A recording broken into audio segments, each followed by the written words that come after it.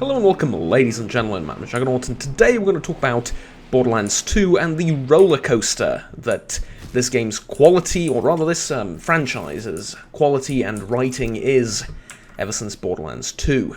So let me begin with this.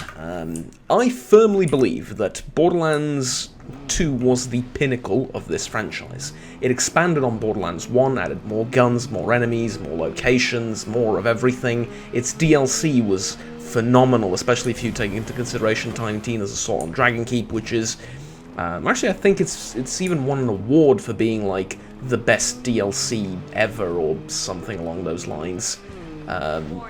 It's truly phenomenal. But overall, I believe it to be basically the best and the most perfect a Borderlands game has been thus far. Now, ever since then, with the pre-sequel, with pre-sequel arguably, because I don't think it was very good. It wasn't bad, but I don't think it was very good. And then with Borderlands 3, and with what was the other one? The one with the Dungeons and Dragons game. I played it very recently. I'll remember. Tiny Tina's Wonderlands. There we go. Kind of a spiritual successor to the Borderlands franchise. I mean, it is Borderlands basically, just not in the this kind of corporate universe. It's within a D&D game, so, or a Bunkers and Badasses, right? Either way, it felt like one step forwards, two steps back, honestly, and I have a few problems with that, and I want to kind of talk to you a little bit about it. As for the reasons why, we're going to get into that, but it's obviously pure speculation. I believe that these games were rushed and that the writing decisions were made basically just to get the story out of the way, and a lot of the comedy was as well. Is a part of that, like the... I hesitate to use the word on this channel because of the controversy, but is it part of the more politically correct, sensitive, quote-unquote woke culture? I don't know. I don't think so. Maybe, but like I said, it's mostly down to speculation. But let's actually get into the meat and potatoes of the problem and talk about why the games have been getting better in some respect and then worse in two other respects, basically. So Borderlands 3 comes out, and well, at the beginning of its release, there wasn't much endgame content, but honestly, I'm fine with that. I know a lot of people play these Borderlands games for thousands upon thousands of hours after they finished all the quests and look for raids and places to use their gun, the best guns that they've collected, and to collect more gear, and treat it almost like an MMO. When you hit max level, you continue to do raids and stuff. For me, that's not the most important thing, and there were some criticisms as to its release, as to its monetization model, its pricing. I think some of the DLC people complained about was a bit expensive. I'm fine with most of that, honestly. There was also the aspect of this sort of online thing, which, for those of you that don't know, it's this, basically, right? You have daily and weekly challenges and stuff, and I'll get into that in a separate video. I don't like that in most of my video games that are single-player, and I play Borderlands 2 as a single-player game, but you can just ignore it. It's a little bit annoying, but it's not a big deal. For me, the biggest problem that Borderlands 3 has, that Tiny Tina's Wonderlands has, that the pre-sequel had, is the writing, and by extension the jokes, the story and everything, but just the writing, what the characters say. Honestly, I would remove up to 80% of what every character has said after Borderlands 2. And I know that sounds cruel and unusual and maybe a bit radical, but let me give you some examples. The main characters, if you will, of Borderlands 1 in Borderlands 2 are treated as heroes, as legends, right? Firehawk, Roland, who suffers a tragic death and whose death is really emotional and meaningful. And then, Moriarty and Brick and so on and so forth. These are incredible characters that are shown as badasses. They really are. And you get a sort of respect for them, right? It's lovely. And you feel a sort of progression where, yeah, my character, if you played as one of those characters, is doing what I sort of see him and expect him to do in the sequel, right? Okay, he's not the main character anymore, but If you take, for example, Lilith, she's a leader of the... well, she's the one, basically, that takes over the Crimson Raiders after Roland's death, but not only that, she's doing extremely well for herself, like a proper badass, and I use that word because the game uses it a lot often as well. And you see, that's the entire idea, that these characters are treated with respect, and the things they say, the story, the writing, the jokes, are really on point.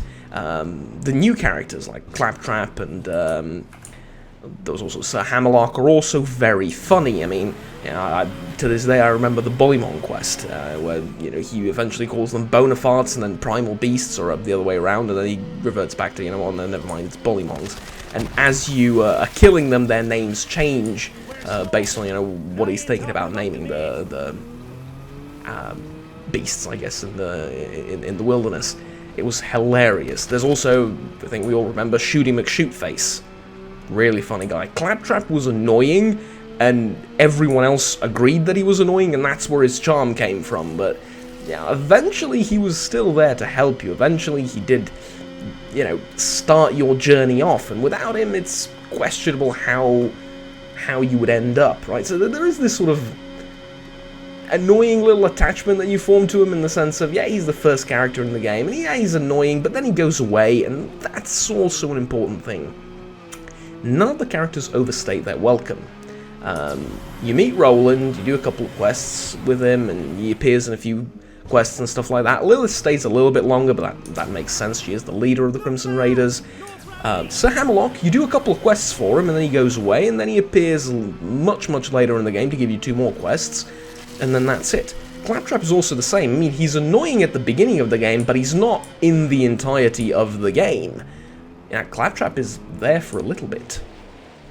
And he's there for a little bit, and then he goes away, and then, yeah, he comes back in some of the cutscenes and stuff, but he's then gone for a long while, and you don't get bored of him. You don't get bored of any of them. And then there's Tiny Tina, of course, the franchise's greatest character, dare I say, and then the most fun I've had in a video game with an NPC probably ever. I mean, her idle dialogue, outside of the quest, when you're just wandering around the world and you go visit her in her little cave, the things she has to say are hilarious. Like, it's just a phenomenally well-written character. It's funny. And then we get to Borderlands 3, we get to the pre-sequel, and maybe it's just me. Look, maybe it's just me. I understand people find the humor in the other games, or, you know, equally as fun and equally as funny, sorry. I don't.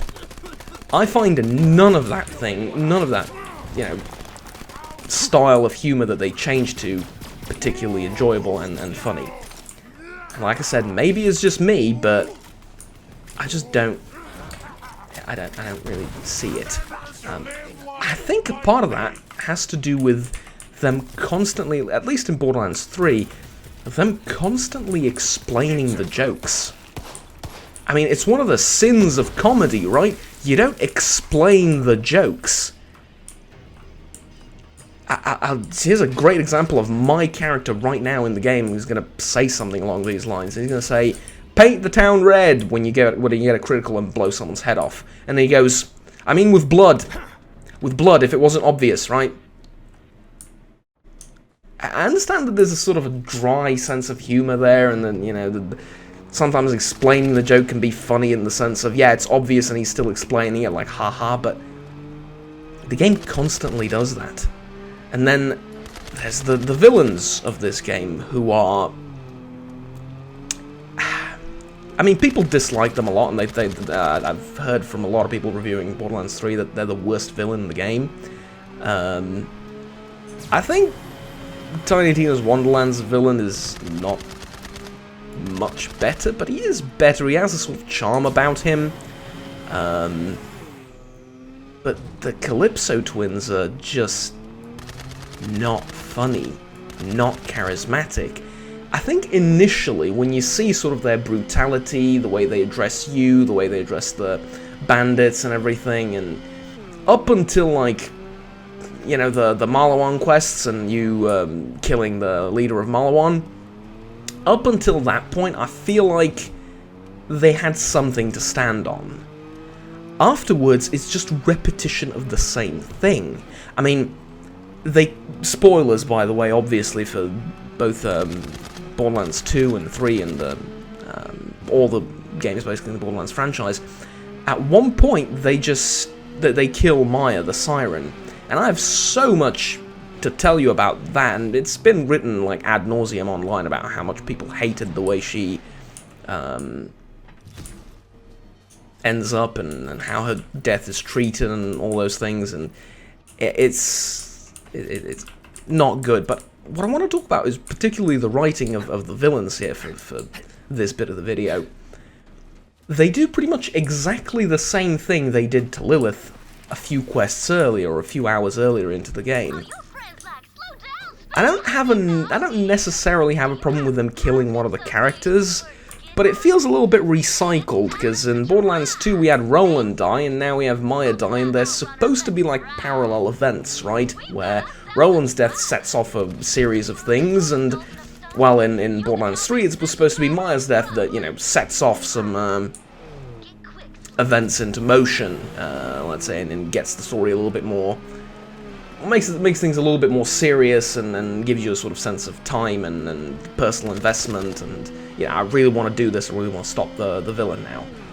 It was kind of the same with Handsome Jack, where, yeah, he killed people, and you see his brutal and stuff, but then he kills Roland, and you see how deeply emotionally affected everyone is, and you go, yeah, okay, now it's a little bit more personal. That was supposed to be the same thing here, except we had that personal moment when they took away Firehawk's powers. And then in almost literally the same scene, shot for shot, minus the holding of one of the twins hostage, we have them killing Maya in the same way. Pretty much leading to the question of, okay, why didn't that happen with Firehawk? I mean, it sort of was set up the same way. You'd kind of expect it to be the thing. And yeah, I know it wasn't the same twin that attacked Firehawk and yada yada yada. I understand the real reasoning behind it, or the sort of lore reasoning behind it, but what I mean is, it was set up basically the same way, where Lilith would die, and then, yeah, maybe that would have actually been a bit better, where Roland died last game, Lilith dies in this one, a bit soon, fair enough, but at the same time, you know, there we go, sort of, you know, that's the, this is probably for a quest later, that's the sort of thing that kicks off, right? And then from there, had the villains been written better, maybe the story would have been a little bit more enjoyable and a little bit more emotionally meaningful, but you have Maya's death, and then you have everyone's treatment of it, where nobody seems really emotionally perturbed about it. And that's weird. I mean, Tannis gives the eulogy at the funeral, or rather, there's not much of a funeral, but you get what I mean. The sort of little group get-together in Sanctuary afterwards. And it's, oh, Maya died, I preferred her when she was alive. It's a joke. It's supposed to be a joke. It's also supposed to show you how socially awkward Tannis is and so on and so forth. Yeah, fair enough, but it's not the time for that. Timing is very important, right? It's not the time to give me Tannis character development when one of the characters of the previous game just died. It's an emotionally impactful moment, and you don't just completely throw away her death for the purposes of giving more characterization to Tannis. I mean, Tannis is a side character, who cares, right? It should be Lilith giving the eulogy, it should be maybe everyone saying a word, and then, you know, give it the same sort of weight that Roland's death had, because she deserved it. She really did.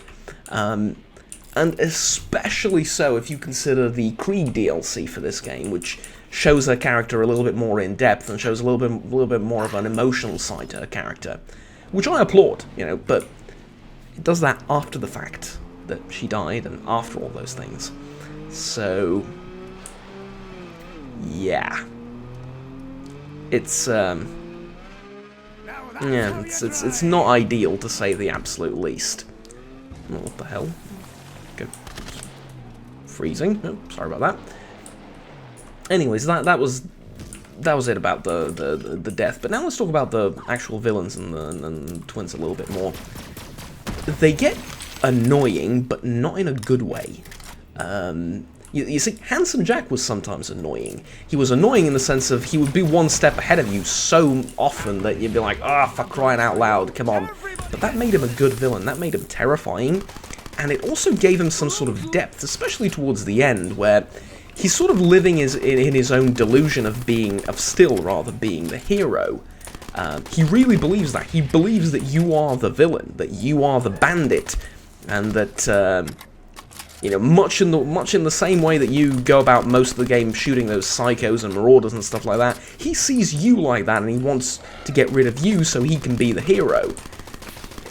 Like I said, the fact that he would wipe out an entire planet worth of people in the process doesn't seem to bother him, and that's kind of the terrifying part. But he was also such a funny villain, right? He was such a funny villain with Butt Stallion, with all the jokes, with I don't know, even in some of his most brutal moments where he kills people, he's still funny and charming, and that's terrifying and yet beautiful at the same time that the villain is written like that. And then we have the Calypso twins, which are the TikTok version of Handsome Jack, and I'm sorry to have to say it. They really are.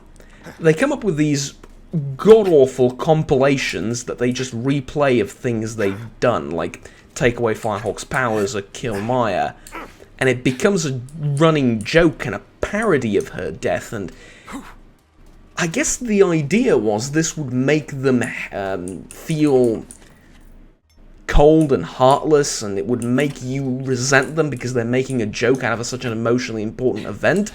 But the emotional importance of the event is gone, and you're just left with a parody of something hollow. That's the problem. You see, it's not their inherent characteristics and their inherent, how should we put this, character traits of them being annoying. That's not the issue. It's the fact that they're boring while they're doing it. Yeah?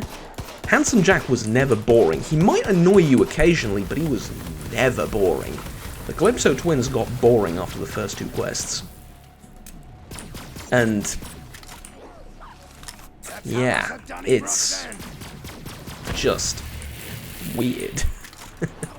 I mean, in the same sense that you expect the villains to, you know, you expect to hate them and to build this sort of gradual hatred more and more over time towards the culmination of the story, but I hated them for the wrong reasons. I didn't hate them because they killed Maya. I mean, I hated them because they were annoying and they were cringy. That's the thing. And you might say, well, that's a valid way to build a villain.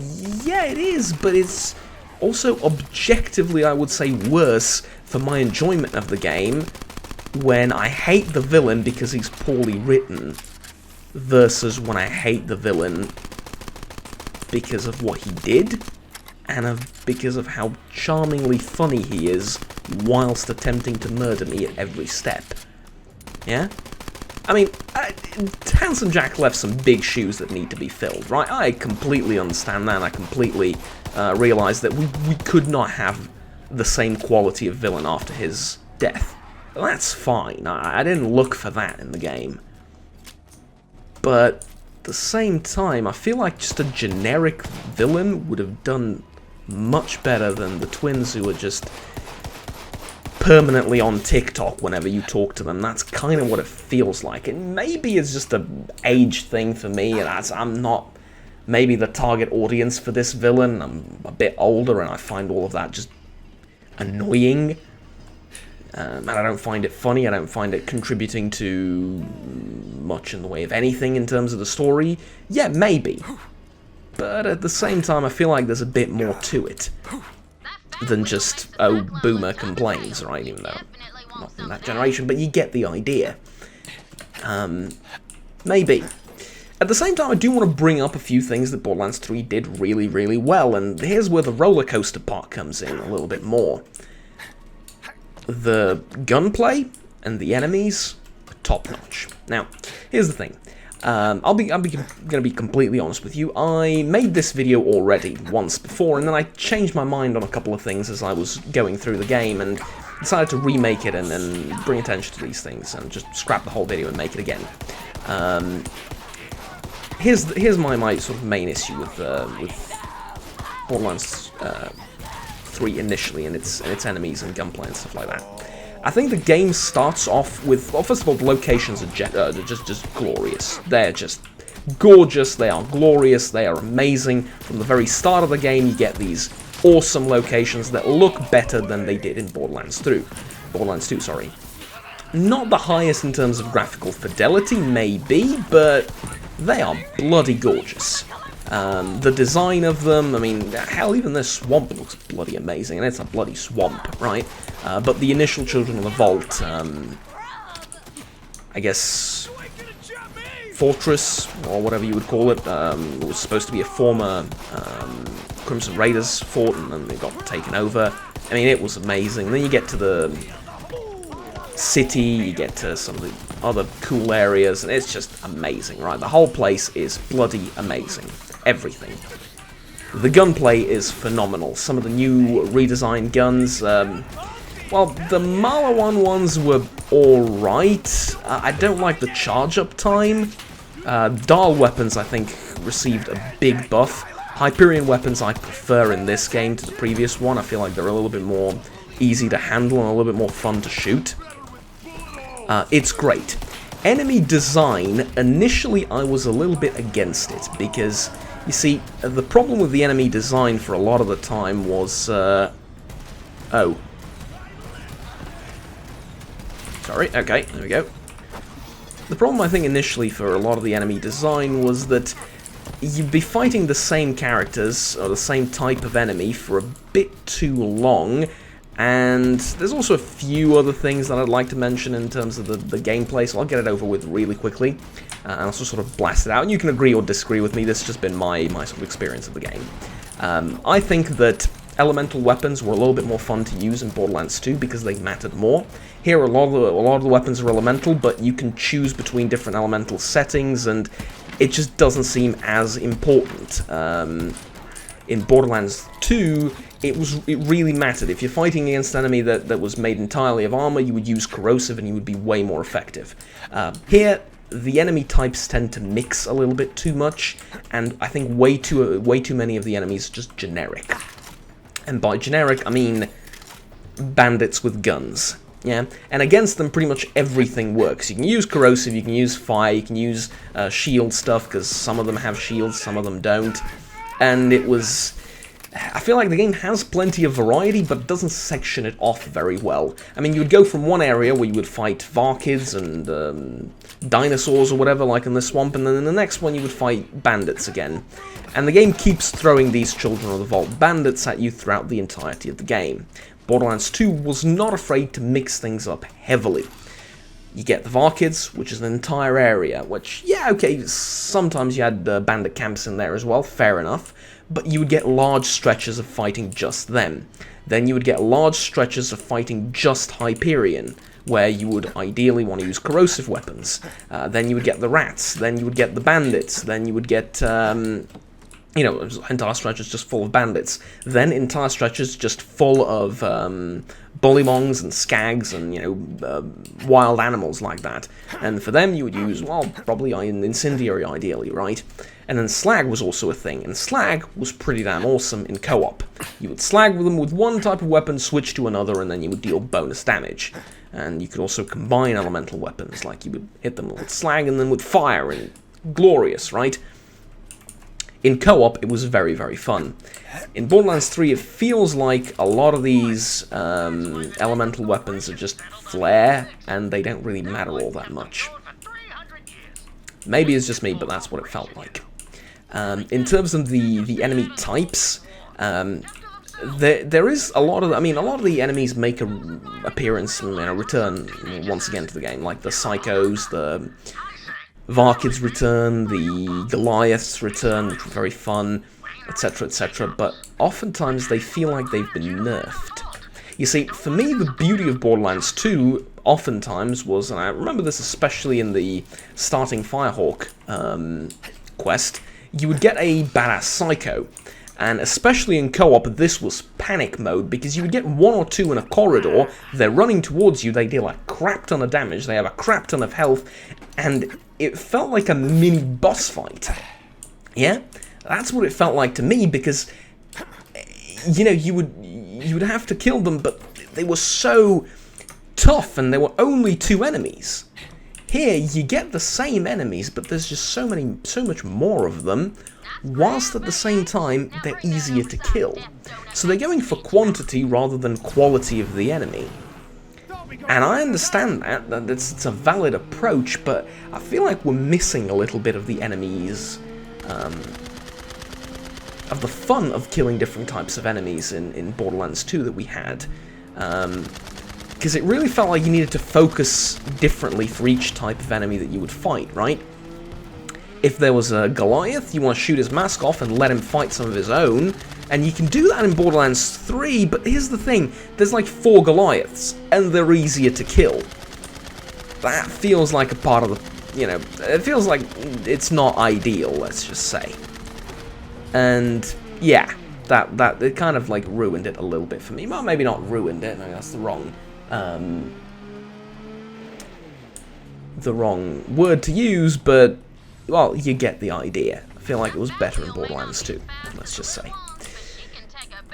But regardless, I cannot compliment the gunplay enough. It was phenomenal. And then the sliding. Oh god, the sliding. The fact that you can slide, and the fact that sometimes it has very beneficial outcomes for you, the whole sliding part, for me is bloody genius. I mean, after playing Borderlands 3, I went back to Borderlands 2, and I just kept trying to slide like a moron, just realizing that I kept crouching because there isn't a slide button.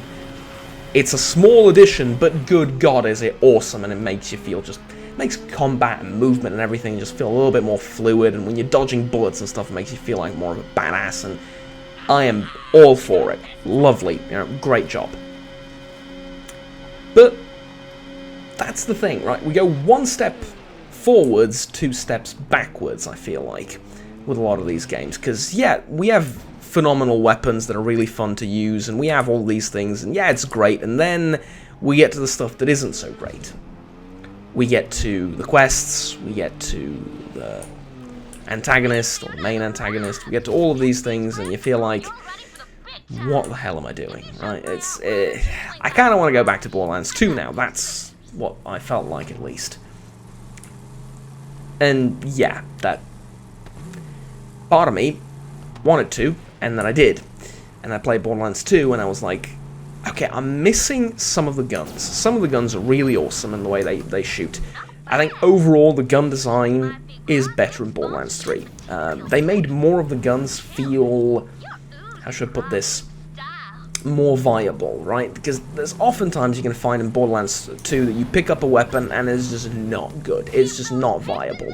Even though it's the same level as you, and even though it does okay damage, its other characteristics are just a bit meh. And sometimes it would be such a problem that, well, it's just, there's a lot of guns like that, and now you're missing weapons all of a sudden. It was a bit of a problem. Here, though, they give you, I think, just the right amount of good versus bad loot, and they make enough of the guns interesting that you kind of want to keep switching between them and testing them out. And I think that balances out pretty darn well. On the other hand, I think they give you too much ammo. I want to switch guns because I technically did it. What do you want? Oh, fuck, crying out loud, okay. Oh yeah, not only technically, actually did it. Okay, lovely. So that's the thing, right? That's the thing, and well, to be brutally honest with you, I just had more fun in Borderlands 2. Ultimately, at the end, take all the pluses and minuses, and it just felt more fun because you needed ammo more often. And you need to switch weapons because of a lack of ammo, especially in co-op, where enemies would get tougher and all of that. Yeah, I'm not paying attention to the quest at all. I jumped off of there when I wasn't supposed to. Yeah, never mind. So that's the thing. There you go. Well, that's just my take on it, I suppose. At the same time, there's one more thing I'd like to bring up here, I think. Just give me a second, I need to check something. About that. And that is Tiny Tina's Wonderlands, and the weapons there, which start off pretty interesting, and then they devolve into generic shotguns, and, okay, well, to be fair, the shotguns are really good. They're better in most semi-realistic video games. But it feels like they could have been medieval-themed a lot of the time, and some of them are, but there's so few and far in between. Most of them are just generic assault rifles and pistols and stuff like that. And the game also bombards you with way too much ammo. Like, I would say maybe even 3 times the amount of ammo that you get in Borderlands 3. You get in Tiny Tina's Wonderlands. It gets so bad that I made it a point to myself to never upgrade my max ammo capacity to see whether I could go through the game like that and whether it would be a nuisance. It wasn't. The only time it was a nuisance was for the heavy ammo type, the rockets, right? But that makes sense, because you get so little of it to begin with, and even at max capacity you don't get a lot of it. That's the kind of ammo I use for boss fights and stuff like that. So, heavy ammo I did run out of, but everything else, there was always in abundance. Always. You get ammo boxes basically at every 5 meters that your character moves. And they're big ammo boxes with tons of ammo of all different types. Way too much. It got to the point where it's so annoying that, like, I keep opening these boxes because I have OCD that I want to open all of them, but I don't need any more ammo from any of them, but I keep opening them because I'm annoyed that they're just staring there looking at me, and I'm thinking, well, maybe one of them will drop a weapon, and no, a lot of them are just ammo boxes. And then there's the collectibles, right? Here's another point where we've taken a step back. Let me show you actually in the game right now, and not just use this as idle background footage. Where's the collectibles on this map? Ah, well, Juggernaut, there's a dead claptrap there, and there's a Crimson Radio right there that you can get to. Okay, let's go get the Crimson Radio. Fair point. What about the other ones that I haven't seen? Is there a way of knowing how many there are? Yes, Juggernaut. You click on Zone Progress, and there you go. You can also click on Challenges, and there you go. Correct. Okay, and if I pick up a collectible, say, like this log right here, does it register on the map? Of course it does. There you go. And if I were to, hypothetically, pick up 99% of the collectibles, but miss one, could I go online, find out where it is, pinpoint it on the map, and go there without much issue? Yes, Juggernaut. Why can I not do that in the sequel to this game, or spiritual successor to this game? Why has that been removed? I can track all the meaningless collectibles in Tiny Tina's Wonderlands, but I can't track the most important one, which are the lucky dice. And if I collect 24 out of 25 dice in a region, I need to go back and start looking for the last remaining dice. And there's no way to actually grab that dice in any sensible manner while looking online, because I don't know where I don't remember off the top of my head where the other 4 are, and then just, you know, look for the 25th one. It's not an option for me. It's nobody remembers that, right? It's ridiculous. And there we have a problem, right? Why? Because here's the thing, it's a very important collectible, it improves your RNG. And for such an important collectible, you want to collect all of them, and you get the feeling that the only way to really play the game and be a completionist about it, which I am, to some extent, is to play the map and the region whilst looking at a video on YouTube on the other monitor, checking for the lucky dice. I swear to you, that genuinely feels like the only correct way to play it. Because, well, okay, on the other hand, you can just ignore all of the dice and just collect the ones that you obviously see and just, you know, go on from there. Fair enough, I suppose. But if you don't want to ignore them, there's no convenient way of locating them. And it's not even a question of skill. Like, it's not even a question of skill. Oh, you need to find them on your own. You shouldn't look at stuff on YouTube and online, yeah, fair enough, but even if I do that, I can't go back and search for the last one, because I need to look for all 25 now, because I don't remember where the last one is, and I don't remember where the ones I found are. That's also, like, part of the equation, right? So that collectible was god-awful, at least in my modest opinion, and I seem to, you know, I find that most of the internet would seem to agree with me on that. To be fair, though, it's not like Borderlands 3 and even the pre-sequel, which wasn't great, and even Tiny Tina's Wonderlands are bad games. I mean, they're stats-based, loot-driven shooters, with most of the time relatively funny characters, very fun to use weapons, and all of that stands. All of that is great. They are good games. Don't get me wrong, but at no point would I recommend that you do not play these games or anything along those lines. Yeah, I definitely recommend you, especially if it's on sale, that you pick up Borderlands 3, that you pick up the pre-sequel, that you pick up even the pre-sequel, and that you pick up Tiny Tina's Wonderlands. It's fun. They are funny, to an extent. I think Borderlands 2 was much funnier, but regardless, they're good. They're good games. You're going to have a lot of enjoyment out of them. The gunplay is phenomenal. You're going to have a lot of fun shooting up things, and it's great. Part of it kind of reminds me of my Call of Duty days back in, I don't know, 2000-something, where I played Call of Duty Modern Warfare. Not in the sense of, you know, not in the sense of that they're like Call of Duty, but it's the same kind of mindless shooter fun that I get, right? After doing something, I would sit down on my computer and just, for a couple of hours, just shoot stuff on screen. And it was very relaxing, it was very fun, it was, you know, you do it absent-mindedly most of the time. It was great. And it's that kind of entertainment, and they are very, very good games. At the same time, though, the point I'm making is that their quality is a bit of a roller coaster ever since Borderlands 2. They do one thing right, and then they do two things bad. I suppose you can call it a downward spiral, but it's not necessarily true, because I think Borderlands 3 is much better than the pre-sequel, so, you know, it's not a downwards trajectory, it's just a roller coaster, right? It goes up and down. Pre-sequel, I appreciate that it tried to do stuff with zero gravity, that it tried, or not zero gravity, but with very little gravity, that it tried to do stuff with those laser weapons, and the oxygen mechanic, which was just annoying, and I don't think anyone liked it. So I appreciate some of the stuff that they tried to do. Fair enough, but some of it just didn't stick, right? And now, let's get to another game in this franchise, which isn't Borderlands, but rather a Telltale's game. Tales from the Borderlands. You see, here's another thing. A character dies that's part of the sort of core trilogy, if you will,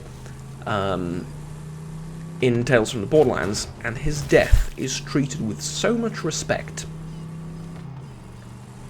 that it stands in stark contrast to the death of Maya and some of the other situations in the game, that it's just weird and just, again, that one step forward, two steps back kind of thing.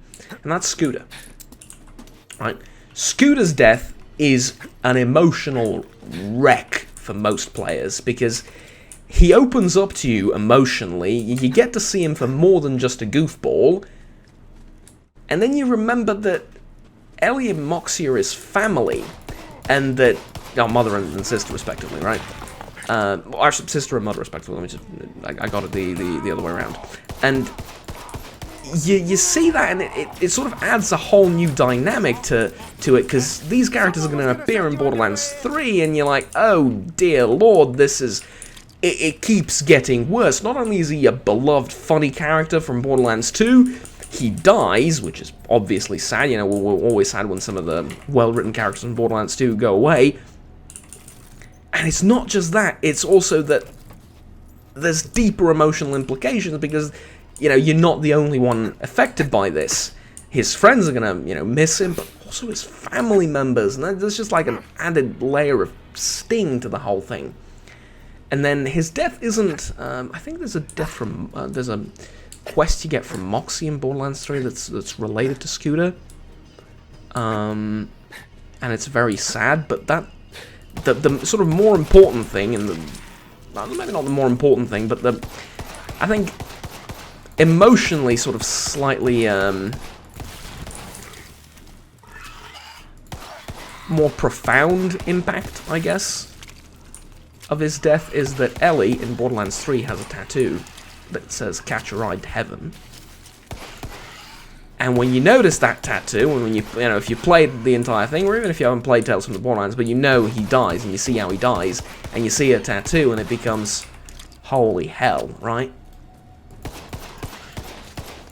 Now it's so sad. That is now, it's such a minor detail. The game never draws attention to it. It's just there for you to find out, right? And that's such a neat little detail, and it's such an emotional moment when you notice that tattoo for the first time. And you're like, oh. Yeah, exactly. Similar level of sort of emotional attachment that you get when you find Tiny Tina's statue with Roland. And then I think there's also a replica of it in your room, and it also features in a lot of stuff with Roland and Tiny Tina also feature in Borderlands 2. I think in well, obvious. I mean, okay. Well, obvious one is in her DLC. Roland appears as a character, and everyone's like, "Tina, you should really let go. I mean, he's dead and everything." And she has a full-on emotional breakdown, and she's like, "Yeah, I fucking know he's dead. I wanted to pretend for 1 minute that things are back the way that I wanted them to be, and that, you know, he was here with us, and I just wanted to remember him," and so on and so forth. And it genuinely, it would make a rock cry. I don't think that's an actual expression in English. It is in my native language, but there you go. At least I haven't heard it very often, but you get the sort of message behind it, right? I think it's fairly obvious. It would make a rock cry. I think it's a great expression to use for this situation. It's just, it has emotional depth. It makes you care. And then there's Maya's death, which is treated as a gag. And not a funny one. I'm okay with treating it as a gag. I mean, here's the thing. Imagine if Handsome Jack, with his writing and his witty humor and everything, made fun of Maya's death, or made fun of Roland's death. I mean, he kind of does, right? But it's different. There you get a sort of sense of anger, and you're like, ooh, you evil bastard. Here I get a sense of, Jesus Christ, shut up. This is just, what am I looking at, you know? There's a difference. There's a difference. Handsome Jack is charismatic and funny. The Calypso twins aren't. That's the core of the issue, right? Even when you hate him the most, even when he kills a beloved character, he's still funny, he's still charismatic, and you hate him for being funny and charismatic. The Calypso twins repeat the same joke twice when killing someone. And they do those god-awful compilations, which are just, I have no comment for them anymore. Horrible. Right, just bad. But the gunplay is better. Some of the quests are also kind of annoying. I feel like in sort of that sense, the writing also got a little bit worse. Most of the side quests in Borderlands 2, some of them had a little bit of an iffy timing and an iffy pacing. But I feel like the vast majority of the quests in Borderlands 2 were well-paced, given to you at the right time, and were just fun to do. At the same time, in Borderlands 3, there's a lot of them that are just, what's the point, right? I'll give you a great example from the Krieg DLC, which I recently finished. During, I think, the second stage of Krieg's thingamajig, you go to a place where you need to fight evil Lilith, I think it was. And before you get to the actual arena, there's two people that are on fire. And you can put them out, and they give you a quest, and they're like, oh, why'd you put the fire out? We were used to the fire, this new weather sucks. Bring it back. And then you light them on fire again, and then they're like, oh, that's much better, but it's hot though, I don't like it, and then that's it. The quest ends. See, when I say it in quick succession like this, it might even, it just makes me giggle a little bit. I mean, just a tiny bit, like, ha, right? Not really giggle, it's like, ha, okay. The quest takes time to deliver its punchline. Way too much time. You need to put them out, then they deliver a lengthy dialogue about how you're an awful person, and then you need to find a way to light them on fire again, and now you can't just shoot them with a fire weapon, you need to find the vowel that would turn the gas back on, and then you do that, and then, okay, well now that that's done, what do we do now? Well, now they deliver a lengthy dialogue once again, and they tell you you're awful, and the quest ends, and they give you a bit of money. It's all in the same room, mind you. It's not like you need to go kill some enemies to get to the valve, or that would, you know, that would set them on fire again or anything. No, there's no enemies. It's just right there. And then there's another quest that Creed gives you to give him a harpoon, or a party harpoon or something. And I expected it to be a pun, because that's kind of what it was set up like, right? Because Sane Krieg, there's two characters, Insane Krieg and Sane Krieg. Sane Krieg tells you, I have no idea what that could be. That could be anything. Go around and look for it. The harpoon, I'm not sure what it was when I picked it up. It felt like a literal harpoon. Or some kind of harpoon-like instrument, at the very least. So it's not a joke, it's not funny. And then you give it to him and the quest ends. And then I think he says something along the lines of he's not going to use it to kill people, he's going to use it for something else, which is also not funny. See, it'd be funny if he maybe used it as a toothpick, right? That'd be a little bit like, ha ha ha, okay, he's a badass, he uses a harpoon as a toothpick. But they just miss out on the joke. I mean, there's a couple of obvious jokes right in front of them that aren't necessarily the funniest ever, but they're a little bit, you know, they might make you giggle a little bit. And they're just not there. They never make the punchline.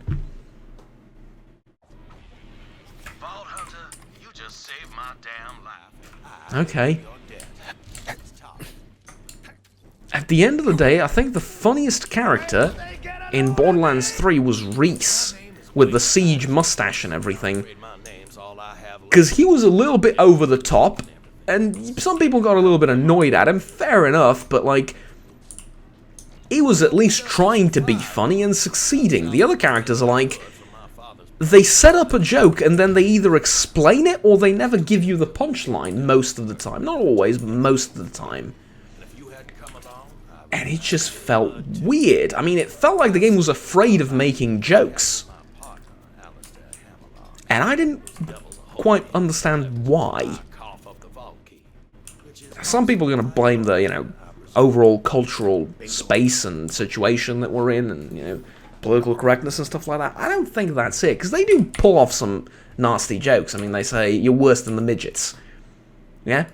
You're worse than the midgets. It doesn't seem like a particularly politically sensitive joke, and that they're more than willing to make it, so if they're willing to say something like that, I don't think anyone will get offended by a genuine snarky remark by a character at some point, or, I don't know, just something that was legitimately funny, I suppose, like, that whole, and that's useful, sorry, no, it's useless, sorry, like that whole thing with,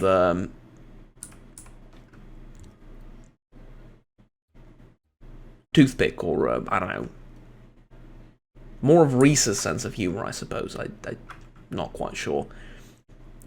And then there's the other characters, too, and I'm going to wrap up with this.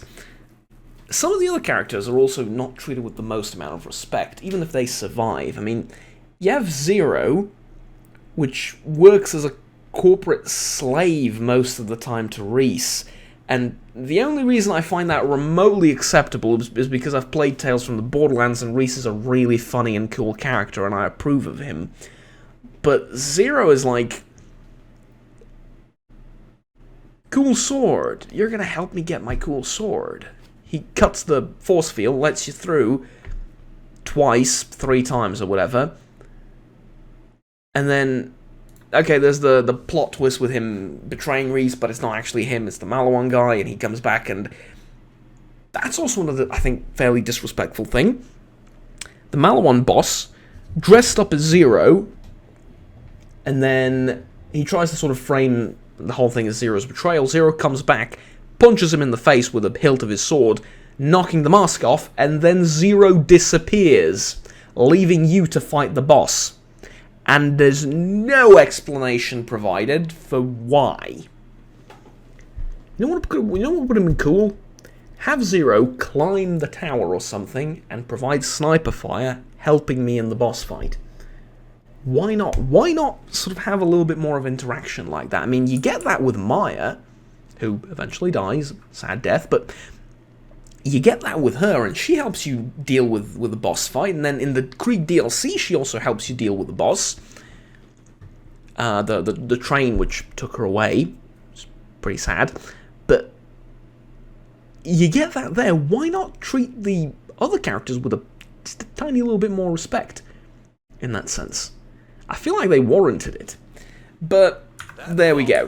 Right, at the same time, it is what it is, I suppose. There's huh? Okay. Don't know what that was all about.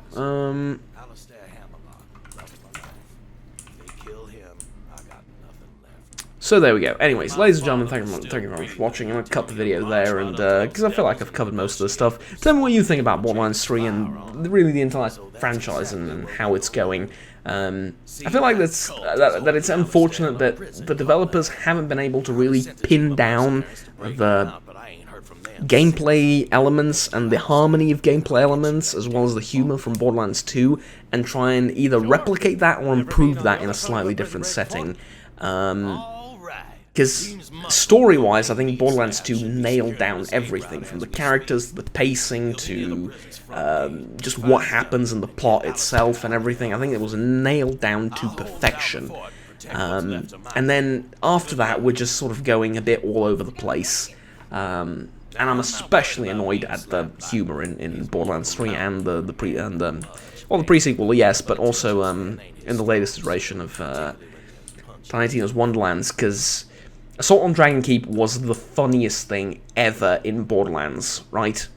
It was just so good. I just want to go back and play that all over and over again, basically. It was phenomenal, and I expected a similar style of both humor and everything in Tiny Tina's Wonderlands, and it just wasn't there. I mean, okay, it had some funny times and funny bits here and there, but a lot of it also fell victim to the same bad writing, not funny jokes, not delivering the punchline, or explaining the joke for some odd reason. So yeah, it's, you know, say it's not ideal, right? Now, and speak of the devil, here it is.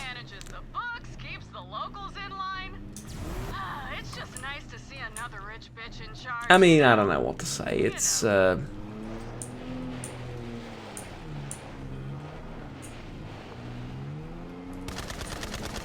bad by any stretch of the imagination. I wouldn't call the game bad. It's just that I wouldn't call it particularly great either.